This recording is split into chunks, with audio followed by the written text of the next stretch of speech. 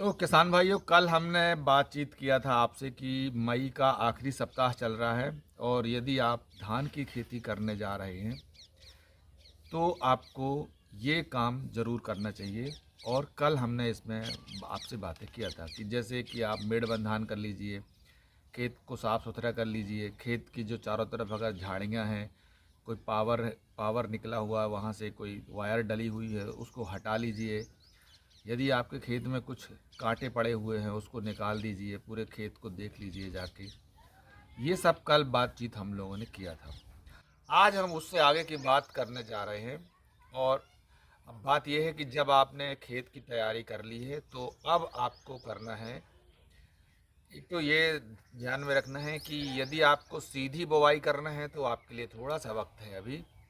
और यदि आपको रोपाई करना है तो आप रोपाई करने के लिए जो नर्सरी तैयार करते हैं उसका बेड तैयार कर लीजिएगा।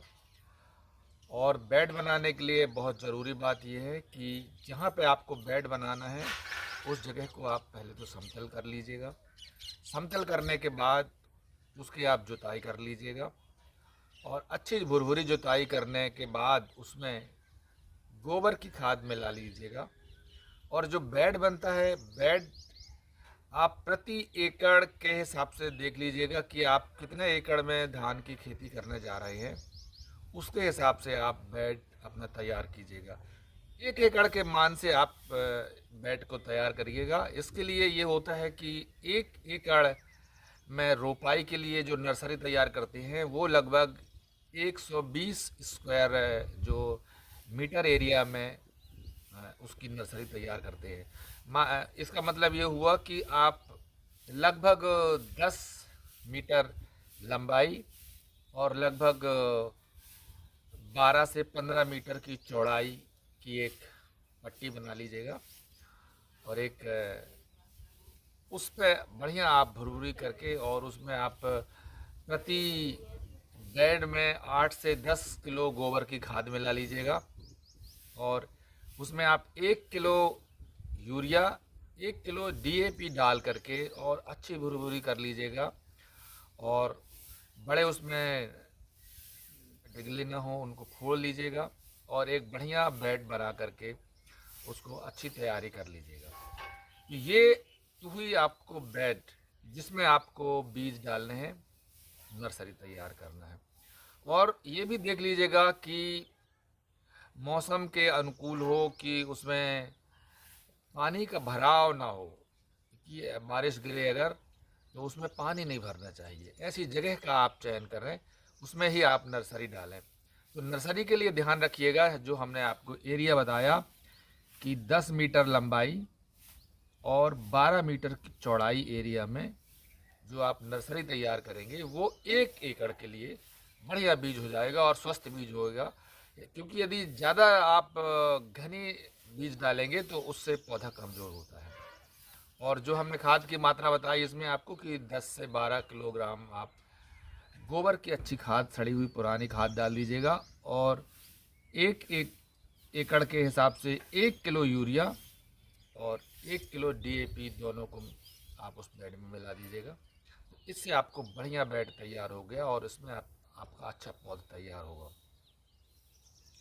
अब आपको करना है बीज का चयन।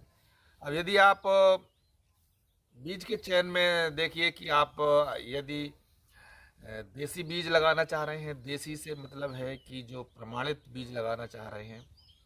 और प्रमाणित बीजों में जैसे आते हैं कि IR 64 की वैरायटियाँ हैं या MTU 10-10 की वैरायटियाँ हैं। तो यदि आप इनमें से लगाना चाह रहे हैं तो 8 से 10 किलोग्राम प्रति एकड़ के मान से आप बीज की नर्सरी तैयार करिएगा। और यदि आप संकर वैरायटियाँ मतलब हाइब्रिड की वैरायटियाँ यदि आप लगाने जा रहे हैं तो उसकी मात्रा कम रहती है।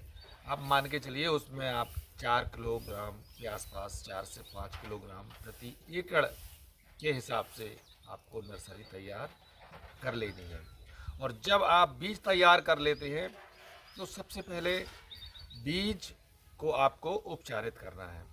बीज उपचार करने के लिए प्रति किलोग्राम के मान से 2 या 3 ग्राम थायरम या फिर कार्बेंडाजिम।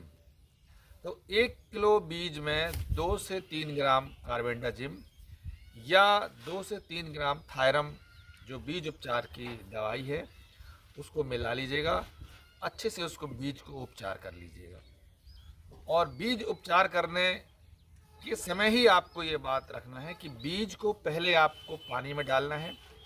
जब आप बीज को पानी में डालेंगे तो जो अच्छा बीज होगा वो नीचे बैठ जाएगा और जो मृत बीज होगा, जो अनुपयोगी बीज होगा, जो सड़ गया होगा या जिसमें जान नहीं होगी, वो बीज ऊपर आ जाएगा, उसे आप हटा दीजिएगा। फिर उस गीले बीज को आप निकाल लीजिएगा। और जैसा मैंने बताया कि कार्बेंडाजिम या थायरम 2 से 3 ग्राम प्रति किलो के हिसाब से उसमें मिला करके अच्छे से दस्ताने पहन के उसको मिला लीजिएगा और छायादार जगह पर उसको फैला के सुखा लीजिएगा। इससे आगे आने वाली फसल के लिए आप कीट और फफूंद जो रोग आने वाले हैं उससे आपके बचाव की आप तैयारी कर लेंगे बीज उपचार से। तो किसान भाइयों, ये बहुत ज़रूरी बात है, इसको आप ज़रूर करिएगा, इग्नोर मत करिएगा। पूर्वानुमानों में ये कहा गया है कि मौसम इस बार बारिश जो है वो औसत से अच्छी बारिश होने वाली है, इसलिए किसान भाइयों के लिए बहुत बढ़िया खुशखबरी है। और समय पर बारिश होगी ऐसा भी इस बार जो अनुमान बताया जा रहा है। और ये भी कहा जा रहा है कि जो अर्ली मानसून होता है, जो प्री मानसून होता है, वो प्री मानसून भी बहुत जल्दी आ रहा है और कई जगह तो लगभग बारिश हो भी रही है।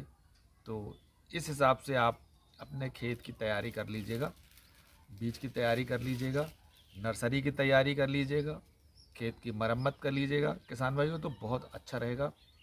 और अब हम आगे आपको बताएंगे जो अगले आने वाले वीडियो में कि इस समय कौन से बीज अच्छे हैं और मार्केट में, और उन बीजों की क्या विशेषताएं हैं, उनकी क्या प्रति एकड़ पैदावार है, और ये सारी बातें हम आपको अगले वीडियो में बताने वाले हैं। यदि आप हमारे वीडियो को पहली बार देख रहे हैं तो आप इसे सब्सक्राइब कर लीजिएगा और शेयर कर दीजिएगा, जिससे कि ये बातें अन्य लोगों के पास तक पहुँचे।